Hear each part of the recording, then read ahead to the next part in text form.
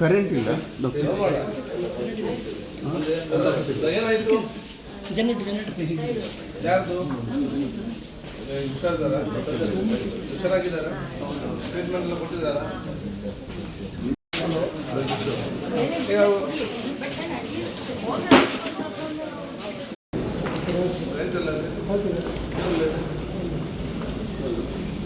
ಏನು ಹೆಸರು?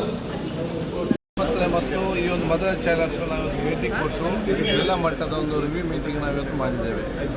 ಇದರಲ್ಲಿ ಬಹುಶಃ ನಮ್ಮ ಜಿಲ್ಲಾಧಿಕಾರಿಗಳು ಮತ್ತು ನಮ್ಮ DSO ಮತ್ತು ತಾಲೂಕು ಲೆವೆಲ್ ಆಫೀಸರ್ಸ್ ಮತ್ತು ಪ್ರೋಗ್ರಾಮ್ ಆಫೀಸರ್ಸ್ ಜೊತೆಯಲ್ಲಿ ಬಹುಶಃ ನಮ್ಮ ಮಾಜಿ ಮಂತ್ರಿ ವಿನಯ್ ಕುಮಾರ್ ಸೊಲ್ಕಿ ಅವರು ಮತ್ತು ನಮ್ಮ ಎಲ್ಲ ಇಲ್ಲಿಯ ಕರಾವಳಿ ಅಧ್ಯಕ್ಷರಾದ ಕಪ್ಪಲ್ ಅವರು, ಗ್ಯಾರಂಟಿ ಅಧ್ಯಕ್ಷರಾದ ರಮೇಶ್ ಅವರು, ದಿನಕರ್ ಅವರು, ಪ್ರಸಾದ್ ಇವರೆಲ್ಲ ಕೂಡ ನಾವು ಚರ್ಚೆಯನ್ನು ಮಾಡಿದ್ದೇವೆ. ಅಶೋಕ್ ಅವರೆಲ್ಲ ಶಾಸಕರಿಗೆ ಕೂಡ ಮಾಹಿತಿಯನ್ನು ಕೊಟ್ಟಿದ್ದೇವೆ ಈ ಮೀಟಿಂಗ್ ಬಗ್ಗೆ.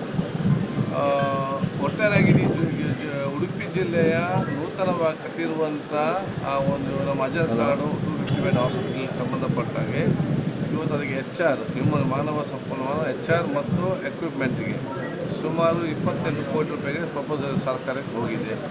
ಇದರ ಬಗ್ಗೆ ನಾವು ಈಗಾಗಲೇ ಫೈನಾನ್ಸ್ ಕೂಡ ನಾವು ಮಾತಾಡಿದ್ದೇವೆ.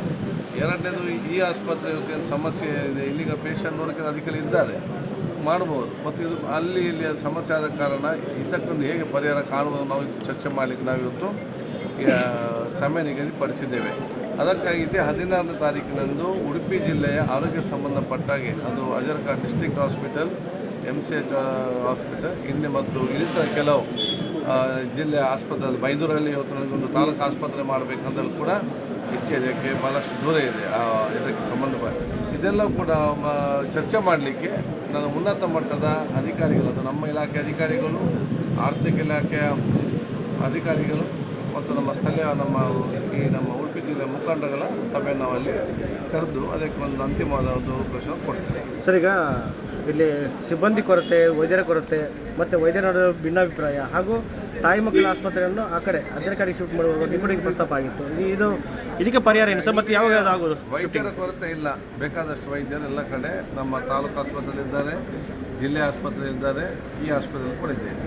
ಪೇಷಂಟ್ ಕೂಡ ಬಹುತೇಕ 70 to 80% ಪೇಷಂಟ್ ಕೂಡ ಇವತ್ತು ಇದ್ದಾರೆ. ಬಂದವರಿಗೆ ಉತ್ತಮವಾದ ಚಿಕಿತ್ಸೆ ಕೂಡ ಇದೆ. ಅದಲ್ಲದೆ ನಮ್ಮ ಸೈಕಾಟ್ರಿಗೆ ಸಂಬಂಧಪಟ್ಟ ಹಾಗೆ ಇವತ್ತು ರಸ್ತೆಯಲ್ಲಿದ್ದು ಯಾರಿಗಿಲ್ಲದವರು ಮಾನಸಿಕ ತಿರುಗಾಡ್ತಿದ್ದಾರೆ, ಅವರನ್ನು ತಂದು ಇಲ್ಲಿ ಬಹುಶಃ ಅವರು ಆರೈಕೆ ಮಾಡಿ ಮತ್ತು ಮನೆಗೆ ಎಷ್ಟು 38 ಡಾಕ್ಟರ್ ವಾಸುದೇವರು ಅವರು ಬಹುಶಃ ಇದಾಗಿದ್ದಾರೆ, ಸೈಕಾಟ್ರಿಕ್ ಡಾಕ್ಟರ್. ಅವರು ಎಲ್ಲ ಬಹುಶಃ ಮನೆಗೆ ಮುಟ್ಟಿಸಿದ ಕೆಲಸ ಕೂಡ ಇವತ್ತಾಗಿದೆ. ಇದು ಎಲ್ಲ ಜಿಲ್ಲೆಯಲ್ಲಿ ಇವತ್ತು ಆಗ್ತಾ ಇಲ್ಲ. ಆದ ಕಾರಣ ಸರ್ಕಾರಿ ಕ್ಷೇತ್ರದಲ್ಲಿರುವಂಥ ಆರೋಗ್ಯ ಆಸ್ಪತ್ರೆ ಮತ್ತು ವ್ಯವಸ್ಥೆಗಳು ಇವತ್ತು ಉಡುಪಿಯಲ್ಲಿ ಅತ್ಯುತ್ತಮವಾಗಿ ಇವತ್ತಿದೆ. ಡಾಕ್ಟರ್ ಕೂಡ ಚೆನ್ನಾಗಿ ಇವತ್ತು ಕೆಲಸ ಮಾಡ್ತಿದ್ದಾರೆ. ಅವರು ಇನ್ನಷ್ಟು ಚೆನ್ನಾಗಿ ಕೆಲಸ ಮಾಡಲಿಕ್ಕೆ ಏನೆಲ್ಲ ವ್ಯವಸ್ಥೆ ಬೇಕು ಅದು ನಾವು ಆರೋಗ್ಯ ಇಲಾಖೆ ಸರ್ಕಾರ ಮುಖಾಂತರ ಮಾಡ್ತೇವೆ. ಸರ್, ತಾಯಿ ಮಕ್ಕಳ ಆಸ್ಪತ್ರೆಯಲ್ಲಿ ಯಾಕಂತ ಹೇಳಿದರೆ ಅಲ್ಲಿಗ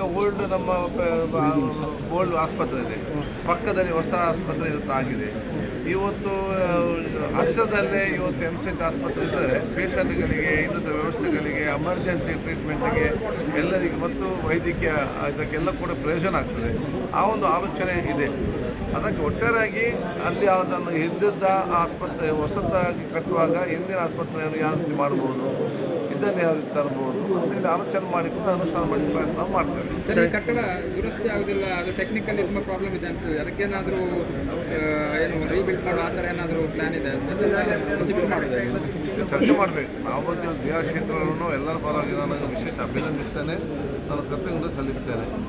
ಬಹುಶಃ ಅತ್ಯಂತ ಸದುದ್ದೇಶದಿಂದ ಒಂದು ಮಾದರಿ ಆಸ್ಪತ್ರೆ ನಮಗೆ ಅವರು ಕಟ್ಟಿ ಕೊಟ್ಟಿದ್ದಾರೆ.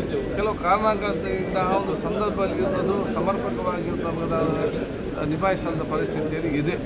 ಯಾಕೆಂತ ಹೇಳಿದರೆ ಎಲ್ಲ ಕೂಡ ಫಾರಿನ್ ಟೆಕ್ನಾಲಜಿ ಇವತ್ತು ಟೆಕ್ನಿಕಲ್ ಇವತ್ತು ಎಕ್ವಿಪ್ಮೆಂಟ್ಗಳು ಅದೊಂದು ರಿಪೇರಿ ರಿಪೇರಿ ಮಾಡಲಿಕ್ಕೆ ನಮ್ಮಲ್ಲಿ ಇಲ್ಲಿ ಜನ ಸಿಕ್ಕುವುದಿಲ್ಲ. ಮತ್ತು centralise AC centralise 10 patient 100 patient ಬಂದರೂ ಕೂಡ ಇವತ್ತು ಎಲ್ಲ SN ಆಗಬೇಕು. 10 ಪೇಷಂಟ್ ಬಂದರೂ ಪ್ರತಿಯೊಂದು ಕೂಡ ಇವತ್ತು ಅದರ ವಿಶಿಷ್ಟತೆ ಇರುವಂಥ ಒಂದು ಆಸ್ಪತ್ರೆ ಆಗಿದೆ. ಅದನ್ನು ಮೇಂಟೈನ್ ಸರ್ಕಾರದ ವ್ಯವಸ್ಥೆಯಿಂದ ಮೇಂಟೈನ್ ಮಾಡಲಿಕ್ಕೆ ಬಹಳ ಕಷ್ಟ ಇದೆ. ಎಷ್ಟು ದಿವಸ ಇದಾಗ್ತದೆ ಹೇಳಲಿಕ್ಕೆ ಆಗೋದಿಲ್ಲ. ಅದಕ್ಕಾಗಿ ಇದಕ್ಕೆ ಒಂದು ಅಂತ್ಯ ಒಂದು ಸಿಸ್ಟಮ್ ಆಗಿ ಒಂದು ಆಲೋಚನೆ ಮಾಡಿಕೊಂಡು ಒಂದು ಉತ್ತಮ ರೀತಿ ಮಾಡಬೇಕು. ಅದಕ್ಕಾಗಿ ಇದನ್ನು ಯಾವ ರೀತಿ ಬೇರೆ ರೀತಿ ಉಪಯೋಗ ಮಾಡ್ಬೋದು, ಏನು ಮಾಡ್ಬೋದು ಚರ್ಚೆ ಮಾಡ್ತೇವೆ. ಬಹುಶಃ ನಾವು ಇದನ್ನು ಒಂದು ಉತ್ತಮ ರೀತಿಯ ವ್ಯವಸ್ಥೆ ಆರೋಗ್ಯ ಸಹಿತ ಮಾಡ್ತೇವೆ ಎಲ್ಲರಿಗೂ ಕೂಡ. ಅದು ಇಲ್ಲಿ ಆಗಬೇಕಂತಲ್ಲ, ಜನರಿಗೆ ಎಲ್ಲಿಯಾದರೂ ಕೂಡ ಉತ್ತಮವಾದ ವ್ಯವಸ್ಥೆ ಆಗಬೇಕು. ಸರ್, ಈಗ ಇನ್ನೊಂದು ನೀವು ಬ್ಲಡ್ ಕ್ಯಾಂಪ್ ಮಾಡೋದು ಅಂತ ಹೇಳಿದ್ರು ರಾಜ್ಯ ಮತ್ತು ಅದು ಯಾವ ರೀತಿ? ಇವತ್ತು ನಾವು ಬ್ಲಡ್ ಕ್ಯಾಂಪ್ಗೆ ದೊಡ್ಡ ಮಟ್ಟ ಅವೇರ್ನೆಸ್ ಕೊಡಬೇಕಾಗುತ್ತೆ. ಇವತ್ತು ಸಂಘ ಸಂಸ್ಥೆಗಳು ಅವರದೇ ಪ್ರಯತ್ನ ಮುಖಾಂತರ ಆ ಬ್ಲಡ್ ಬ್ಯಾಂಕ್ ಪ್ರಯತ್ನ ಅದರಷ್ಟಕ್ಕೆ ನಡೀತಾ ಇದೆ ಆ ಒಂದು ಇದರಲ್ಲಿ. ಅದಾಗಿ ಅದನ್ನೊಂದು ಎಲ್ಲ ಕೂಡ ಕ್ರೋಢೀಕರಿಸಿಕೊಂಡು ಒಂದು ಸಿಸ್ಟಮ್ ಮಾಡಿ ಬ್ಲಡ್ ಕೊಡಲಿಕ್ಕೆ ಆ ದೊಡ್ಡ ಮಟ್ಟ ಪ್ರೋತ್ಸಾಹ ಕೊಡುವಂಥ ಒಂದು ಕಾರ್ಯಕ್ರಮವನ್ನು ಒಗ್ಗಟ್ಟಿನಿಂದ ಅದು ನಮ್ಮ ರಾಜ್ಯ ಮಟ್ಟದ ಬ್ಲಡ್ ಬ್ಯಾಂಕ್ ಅಧಿಕಾರಿಗಳು ಹಿಡಿದು ತಾಲೂಕು ಮಟ್ಟದ ಬ್ಲಡ್ ಅಧಿಕಾರಿಗಳು ಒಗ್ಗಟ್ಟಿನಿಂದ ಸಂಘ ಎಲ್ಲರೂ ಕೂಡ ಸೇರಿಸಿಕೊಂಡು ಇಡೀ ರಾಜ್ಯವೇ ಬ್ಲಡ್ಗೆ ಸಂಬಂಧಪಟ್ಟಂತೆ ದೊಡ್ಡ ಜನಜಾಗೃತಿ ಇವತ್ತು ಮುಂದಾಗ್ತದೆ ಎಂಬ ಭಾವನೆಯನ್ನು ತರಲಿಕ್ಕೆ ನಾವು ಒಗ್ಗಟ್ಟಾಗಿ ಆ ಕೆಲಸ ಮಾಡ್ತೇವೆ. ಈಗ ಸರ್, ಮತ್ತೊಂದು ಈ ಡೆಲಿವರಿ ಕೇಸಸ್ ತುಂಬ ನೀವು ಸಭೆಯಲ್ಲಿ ಆಯಿತು ತುಂಬ ಕಡಿಮೆ ಇದೆ ಅಂತ, ಏನಕ್ಕೆ ಸಮಸ್ಯೆ ಅಂತ? ಕಡಿಮೆ ಇಲ್ಲ, ಇಲ್ಲಿ ಸಾಧಾರಣ 100 ಕೇಸಸ್ ಇದೆ. ಅದು ಇನ್ನೂ ಕೂಡ ಜಾಸ್ತಿ ಮಾಡ್ಬೋದು. ಯಾಕೆ ಉತ್ತಮವಾದ ಡಾಕ್ಟರ್ಗಳಿದ್ದಾರೆ, ಉತ್ತಮವಾದ ವ್ಯವಸ್ಥೆ ಇದೆ, ಬೇರೆ ಇಲ್ಲಿ ಇನ್ನೂ ಕೂಡ ಜಾಸ್ತಿ ಮಾಡ್ಬೋದು. ನಾವು ಇಲ್ಲಿ ಯಾರೆಲ್ಲ ಪೇಷಂಟ್ ಬಂದಿದ್ದಾರೆ ಅವ್ರಿಗೆಲ್ಲರಿಗೂ ಉತ್ತಮವಾಗಿ ಫ್ರೀಯಾಗಿ ಟ್ರೀಟ್ಮೆಂಟ್ ಇದೆ ಇದರಲ್ಲಿ. ಸೊ ಇದು ಭಾಳಷ್ಟು ಜನಸಾಮಾನ್ಯ ಅವ್ರ ಕಿಸೆಯಿಂದ ದುಡ್ಡು ಖರ್ಚು ಮಾಡಿ ಪ್ರೈವೇಟಿಗೆ ಹೋಗ್ತಾರೆ. ಅದು ಯಾಕೆ ಅವ್ರ ಇಚ್ಛೆ, ಹೋಗೋದು ಬಿಡೋದು ನಮಗೆ ಹೇಳಲಿಕ್ಕೆ ಆಗೋದಿಲ್ಲ. ಅದು ಇಲ್ಲಿ ಬಂದರೆ ಎಲ್ಲ ಉತ್ತಮವಾದ ವ್ಯವಸ್ಥೆ ಇದೆ, ಅದನ್ನು ನಾವು ಜನರಿಗೆ ತಿಳಿಸಲಿಕ್ಕೆ ಹೇಳಿದ್ದೇವೆ. ಅದು ಜನರ ಇದರ ಪ್ರಯೋಜನ ಪಡೆಯುವ ಜಾಬ್ ಜನರ ಇಚ್ಛೆ ಬಿಟ್ಟಂಥ ವಿಚಾರ. ಈಗ ಆರೋಗ್ಯಕ್ಕೆ ಹೊರತುಪಡಿಸಿ ಇನ್ನೊಂದು ಮಾಜಿ DYSP ಅನುಪಮ್ ಸಿನಿಮಾ ಇವರು ಪ್ರೆಸ್ ಮೀಟ್ ಮಾಡಿದ್ರು.